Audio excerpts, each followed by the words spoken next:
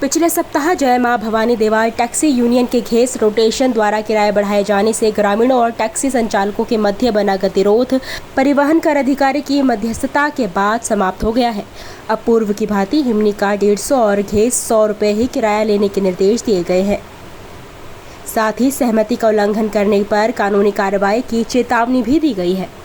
दरअसल पिछले सप्ताह विकास खंड देवाल के जय मां भवानी टैक्सी यूनियन के घेस रोटेशन अधिकारी के द्वारा हिमनी और घेस का किराया 50-50 रुपये बढ़ा दिया गया था।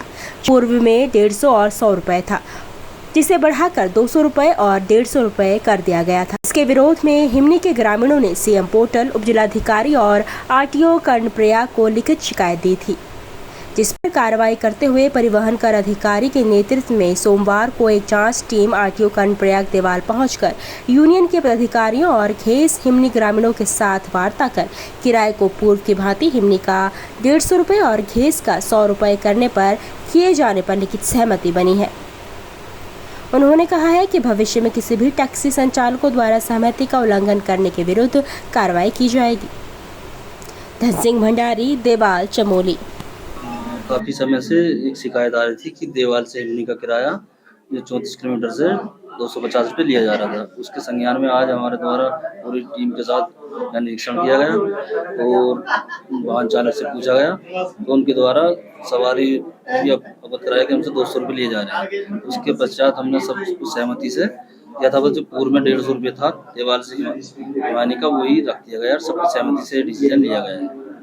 सर, देवाल ब्लॉक में इसी रूट पे बलान आगे पड़ता है, घेस भी जो पड़ता है, उनका किराया क्या रहेगा? घेस का भी वही पूर्व यथावत जो 100 रुपये था उतना ही रहेगा, क्योंकि उसकी कोई शिकायत नहीं थी, इसलिए उसका मैटर में कुछ नहीं बयान दिए गए हैं। फिलहाल तो जो शिकायत थी उसी का सबकी सहमति से ये डिसीजन लिया गया है।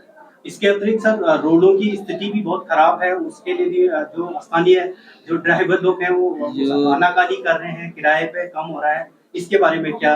उसके लिए ये है कि जो कार्यदायी संस्था रहेंगी PWD, PMJSY, उनके द्वारा हमारे पर लेटर भेजा जाता है ऑफिस में, तो उनके लेटर के बिहाफ पे हम ज्वाइंट सर्वेक्षण करते हैं और जो कमियां होती हैं वो संबंधित विभाग को लेते हैं और उसके बाद कमियां का निराकरण होने के बाद रोड को पास या फेल जिस कंडीशन होती है उस हिसाब से किया जाता है। सर, विकास खंड में कितनी रोडें ऐसी होंगी जो इस तरह से जिन पे जो आरटीओ पास नहीं है?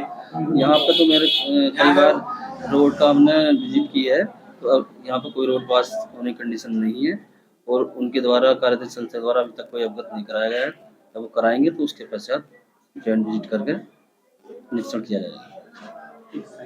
धन्यवाद कि आप लोगों को कोई समस्या आई थी तो आप समस्या लेके हमारे पास आए। तो आरटीओ कर्णप्रयाग द्वारा हिमनी रोड पे किराया निर्धारित कर दिया गया है परिवहन विभाग द्वारा, और जो भी गाड़ियां चलेंगी उनके आदेशों अनुसार उनके किराए के हिसाब से ही हिमनी रोड पर गाड़ियां चलेंगी। अब इसके बाद संचालन के लिए आपकी क्या व्यवस्था रहती है? यहाँ से संचालन के लिए क्या है, हमारा अपना टैक्सी स्टैंड है और अपनी टैक्सी स्टैंड के थ्रू ही हम अपनी गाड़ियां भेजते हैं यहाँ से हर गांव के लिए। और भविष्य में इस तरह की समस्याएं न आए, इससे क्या बातचीत आपके अधिकारी जी से? भविष्य में इस प्रकार की ऐसी समस्याएं ना आए, इसके लिए हमने एक प्रस्ताव बनाया हुआ है कि अगर कोई भी समस्याएं इस प्रकार की आती हैं तो पहले संगठन और परिवहन विभाग द्वारा जानकारी ले ली जाएगी, फिर उस पर कार्रवाई होगी जो भी हो। आज की इस मीटिंग में कौन कौन से लोग आपके साथ रहे? टैक्सी एसोसिएशन के तो लगभग हमारे सभी सदस्य थे और ग्राम पंचायत हिमनी और ग्राम पंचायत घेस के कुछ लोग भी हमारे बीच में थे और उन्हीं के सुझाव से यह सहमति बनी हुई।